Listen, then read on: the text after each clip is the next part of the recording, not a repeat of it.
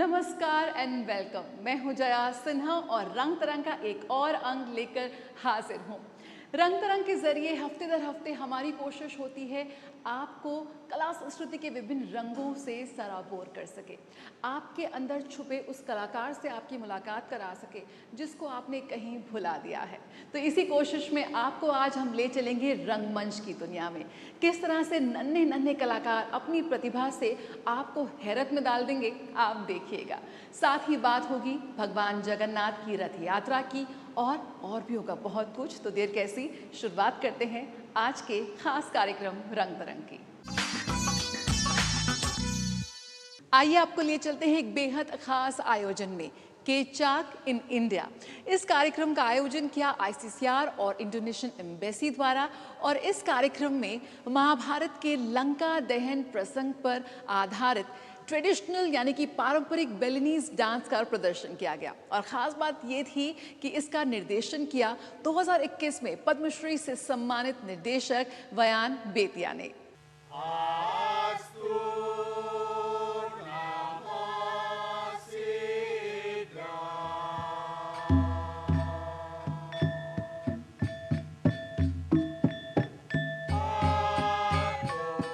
नई दिल्ली में इंडोनेशिया गणराज्य के दूतावास और आईसीसीआर ने रामायण महाकाव्य में लंका दहन से प्रेरित एक बाली नृत्य रचना केचक प्रस्तुत की।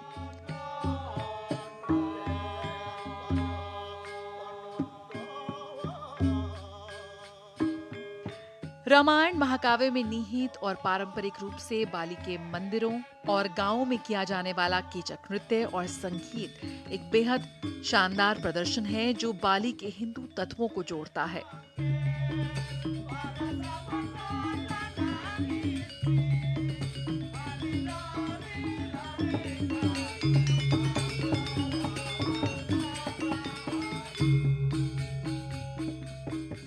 रामायण मंकी चैंट के नाम से प्रसिद्ध इस ऊर्जावान नृत्य में पारंपरिक परिधानों में करीब 150 कलाकारों ने प्रदर्शन किया।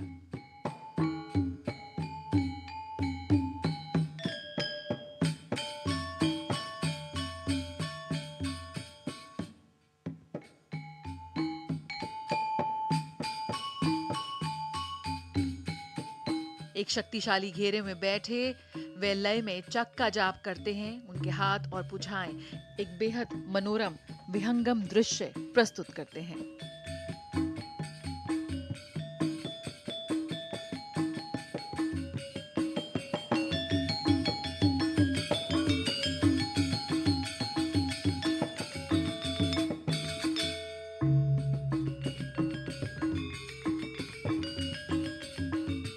इस प्रदर्शन ने रामायण के एक महत्वपूर्ण युद्ध को जीवंत किया, जहां शक्तिशाली हनुमान के नेतृत्व में वानर सेना राजा रावण को हराने के लिए राम के साथ सेना में शामिल होती है।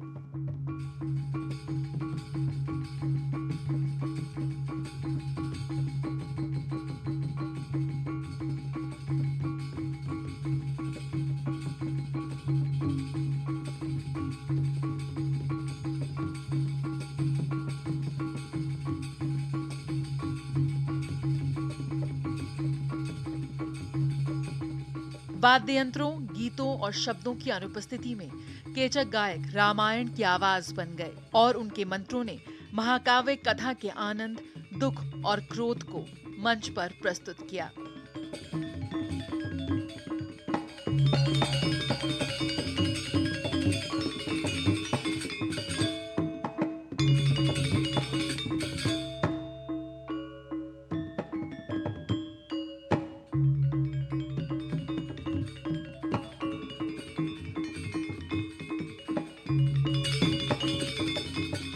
भारत और इंडोनेशिया के ऐतिहासिक संबंधों को और प्रगाढ़ बनाते हुए उसकी मजबूती और खूबसूरती को दर्शाते इन कलाकारों ने दर्शकों को एक बेहद शानदार अनुभव प्रदान किया।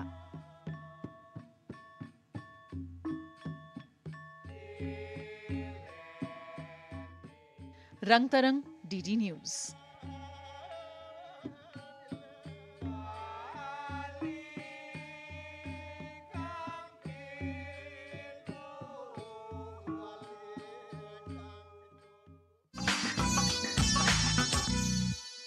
हर साल की तरह इस साल भी भगवान जगन्नाथ की रथ यात्रा की शोभा भव्यता देखने लायक थी। पूरी दुनिया से श्रद्धालु पहुंचे पुरी यानी कि उड़ीसा भगवान जगन्नाथ की रथ यात्रा में शामिल होने के लिए। लेकिन उसके साथ साथ देश के कई शहरों में ये रथ यात्राएं निकाली गई। आइए आपको दिखाते हैं किस तरह से गुजरात से लेकर राजधानी दिल्ली तक भगवान जगन्नाथ की रथ यात्रा की धूम रही।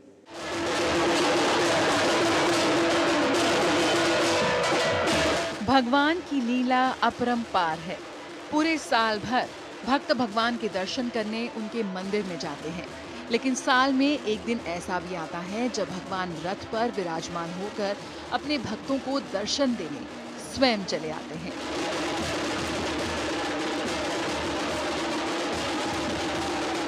इस कड़ी में देश की राजधानी दिल्ली में भी भगवान जगन्नाथ की रथ यात्रा की धूम रही।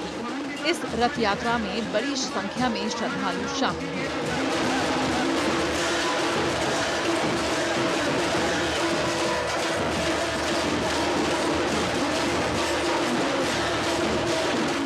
रथ यात्रा न केवल धार्मिक दृष्टि से महत्वपूर्ण है, बल्कि सामाजिक और सांस्कृतिक दृष्टिकोण से भी बेहद महत्वपूर्ण मानी जाती है। राजधानी दिल्ली की इस रथ यात्रा में श्रद्धालुओं का खासा उत्साह देखा गया।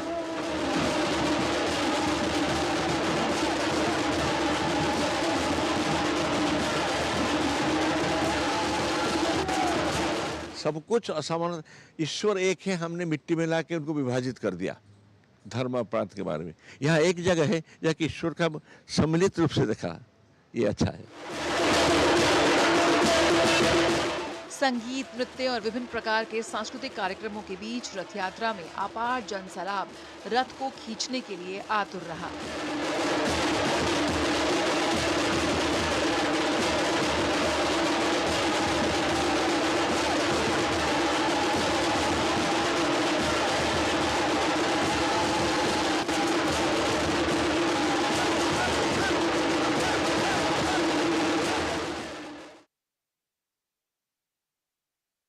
इस्कॉन द्वारका के श्री श्री रुक्मणी द्वारकाधीश मंदिर में भी भगवान जगन्नाथ की रथ यात्रा निकाली गई।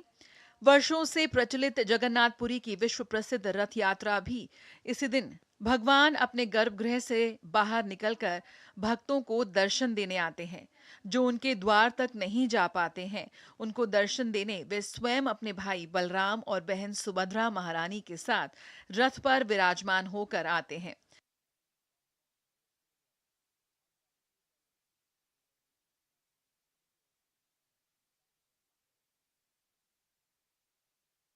देश के अधिकांश इस्कॉन मंदिरों में ये रथ यात्रा निकाली गई। भगवान के इस प्रेम को भक्तगण पूर्ण उत्साह के साथ स्वीकार करते हुए नजर आए और उनका स्वागत करने के लिए भव्य सजावट की गई।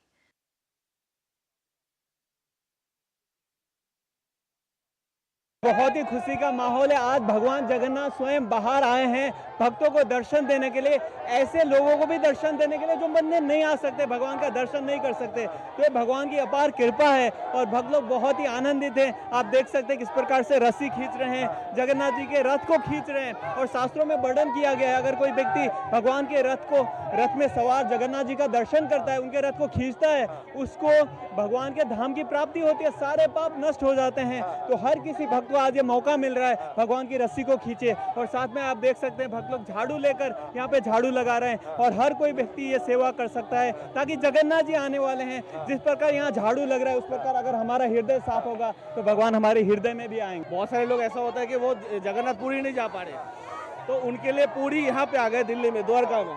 तो वही द्वारका में वही उमंग के साथ यहाँ पे रथ यात्रा निकले हुए हैं और लोग बहुत खुश हैं। आप देख सकते हैं कितना खुश है वो लोग, जैसे ऐसा लग रहा है कि वो लोग साक्षात पुरी में आ गए, जगन्नाथपुरी में आ गए और यहाँ रथ यात्रा मनाया जा रहा है। बहुत ही आनंदमय है, बहुत ही सुंदर है, भव्य। कितने लोग और जुटने की उम्मीद आगे तक? तो वो जी काउंट, मतलब हमने जो सोचा है इससे अधिक डबल लोग यहाँ पे आए हुए हैं। तो यहाँ बहुत भीड़ है, ऐसा तो आप खुद देख सकते हैं कि कितनी भीड़ है, कहाँ से शुरू हुआ कहाँ खत्म हुआ है अभी हमें ये भी अंदाजा नहीं हो पा रही है। लेकिन बहुत ज्यादा भीड़ है और बहुत उमंग है और बहुत अच्छा कंट्रोल में चल रहा है।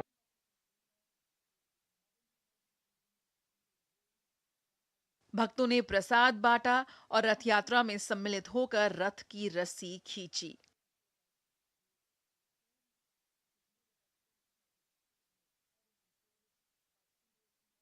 कहते हैं भगवान जगन्नाथ की रथ की रस्सी खींचने से उनकी विशेष कृपा मिलती है। इसलिए भक्तगण भगवान का रथ खींचने के लिए साल भर इंतजार करते हैं और अपने जीवन में शुभ फलों की कामना करते हैं।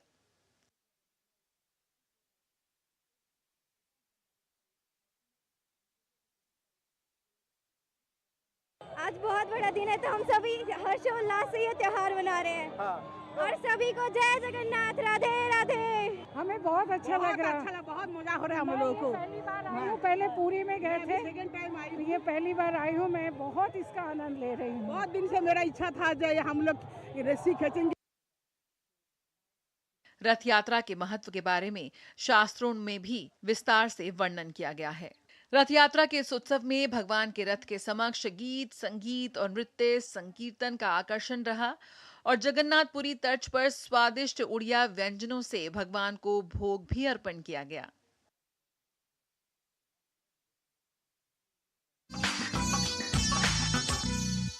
यहाँ पर आर्टिस्ट ने सेरामिक से मिस्चीफ मास्टर बनाया है, यानी कि शरारत को दर्शा दिया है सिर्फ मिट्टी की इस कला से।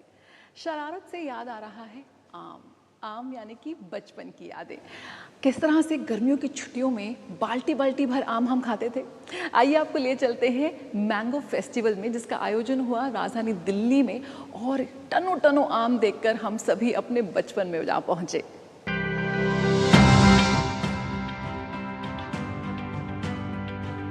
आजकल फलों के राजा आम का सीजन चल रहा है।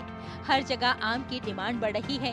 कहीं आम महोत्सव हो रहा है तो कहीं आम खाने का कंपटीशन चल रहा है। आपको बता दें कि धार्मिक दृष्टि से भी आम की मांग बढ़ गई है। इस समय धार्मिक पूजन के दौरान भगवान को चढ़ाने के लिए, उन्हें भोग लगाने के लिए फलों में आम का प्रयोग सबसे ज्यादा हो रहा है।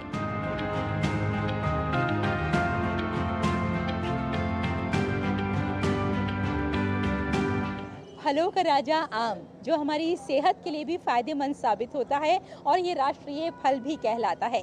आज आइस्कॉन टेम्पल में भगवान को भोग लगाया जा रहा है। लोग यहाँ बड़ी उमंग और जोश के साथ आ रहे हैं।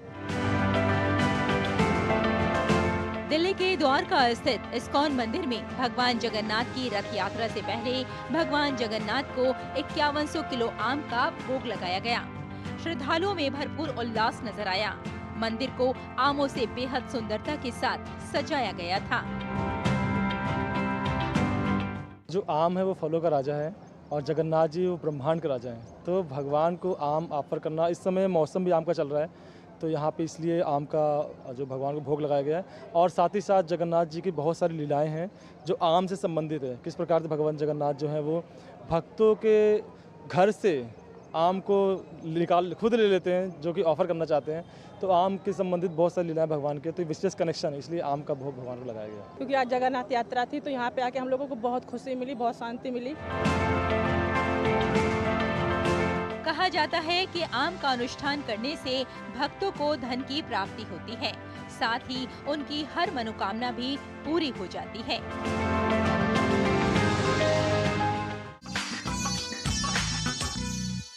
कलाकार तो एक जादूगर होता है। आप उसे कुछ भी दे दीजिए, वो अपनी सोच को, अपने अनुभव को किस तरह से उसमें ढाल देता है। आप यहाँ देख सकते हैं कैसे सेरामिक से, मिट्टी से इतने खूबसूरत आर्टिफैक्ट्स बनाए गए हैं। इसी तरह से आइए आपको ले चलते हैं कैनवस की दुनिया में। आर्टिस्ट रफीक शाह ने किस तरह से अपने अनुभवों को, अपनी यात्रा को कैनवस के माध्यम से पेश किया, आपको दिखाते हैं।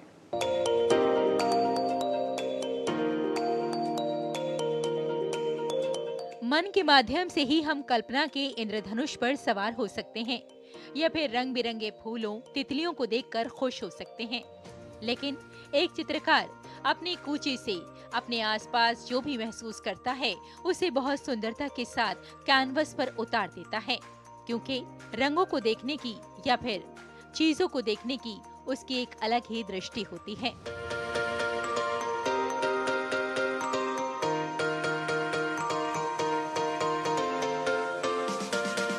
एक चित्रकार अपने रंगों के माध्यम से दिलों तक पहुंचना चाहता है।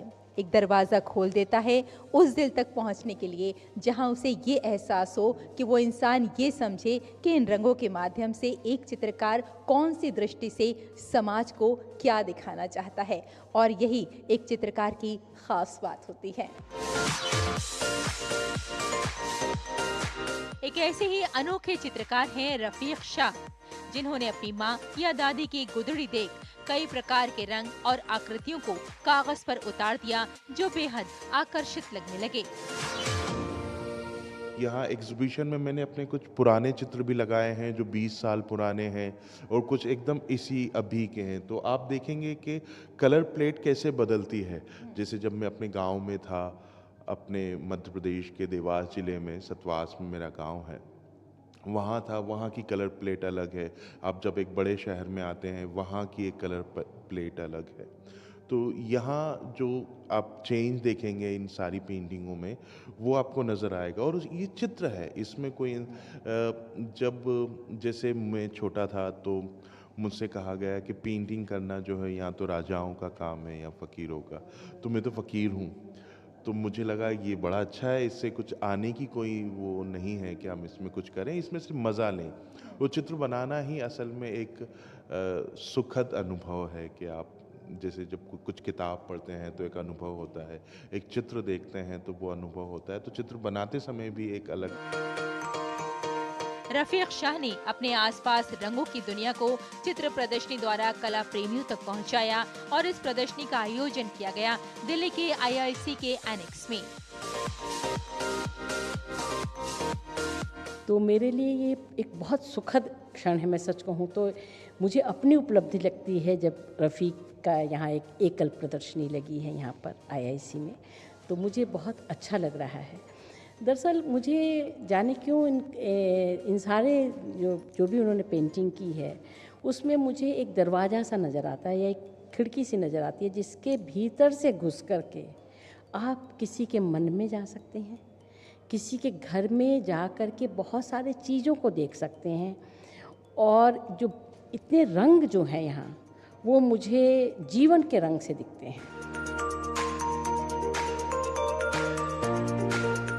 वाकई हर व्यक्ति, हर वस्तु, यहाँ तक कि हर शब्द और भावनाओं का रंग होता है और इन्हीं रंगों से हमारा मिलन होता है।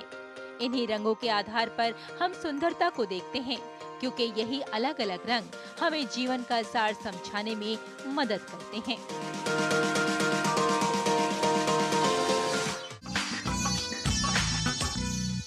और आइए अब देख लेते हैं बीते हफ्ते कला और सांस्कृतिक जगत में क्या खास आयोजन रहे।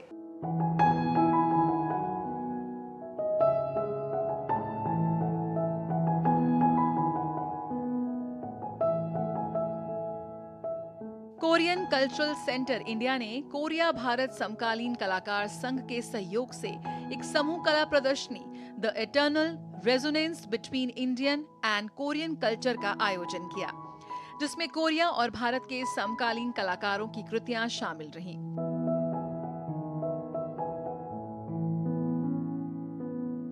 उद्घाटन समारोह में कोरिया गणराज्य के दूतावास के राजदूत चांग जे बोक मुख्य अतिथि के रूप में उपस्थित थे।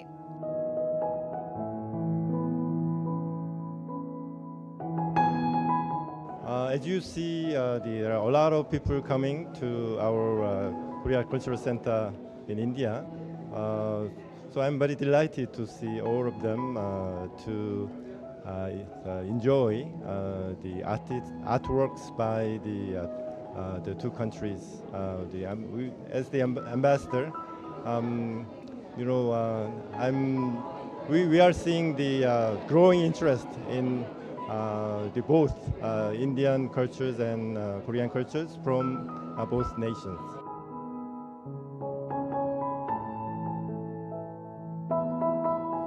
कोरियाई और हिंदी संस्कृत भाषा से जुड़े हुए हैं। 20 से अधिक वर्षों से दोनों देशों के गहरे और लंबे इतिहास को साझा करने वाले आदान प्रदान के माध्यम से दोनों देशों के बीच घनिष्ठ संबंध बनाए रखने में अहम भूमिका निभाई है।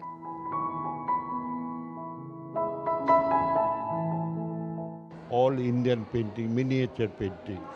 These are our traditional works. So our tradition is so strong that due to this sudden change in art, modern art you will say, we have not totally changed. We are still on our ground. I mean, because our culture is so strong. I am the curator from the Indian side, and what you see speaks the Minzuli, see the curator from the Korean side. We are doing the whole show, and India and Korea, Korea and India. Although we are doing these programs from 2002 onwards. इस प्रदर्शनी का उद्देश्य दोनों देशों के बीच सांस्कृतिक एकरूपता और बंधन को मूर्त रूप देना और प्रदर्शनी देखने आने वाले लोगों की कलात्मक भावनाओं को एक दूसरे के साथ प्रतिध्वनित करना था।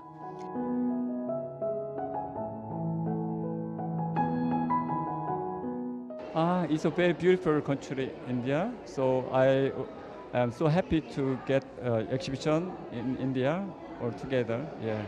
So I just want more exhibition in India next time. Okay.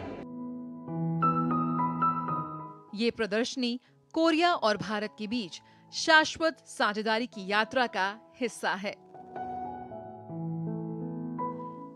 रंग तरंग, डीडी न्यूज़।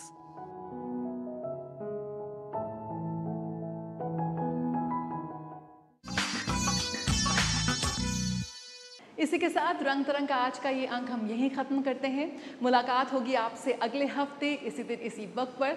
तब तक कोशिश कीजिए कि अपनी ज़िंदगी से कला के इन रंगों को कहीं जाने ना दें, क्योंकि यही तो हैं जो हमें हर रोज़ कुछ नया करने की प्रेरणा देते हैं। इसी के साथ मुझे और मेरी पूरी टीम को दीजिए इजाज़त। नमस्कार।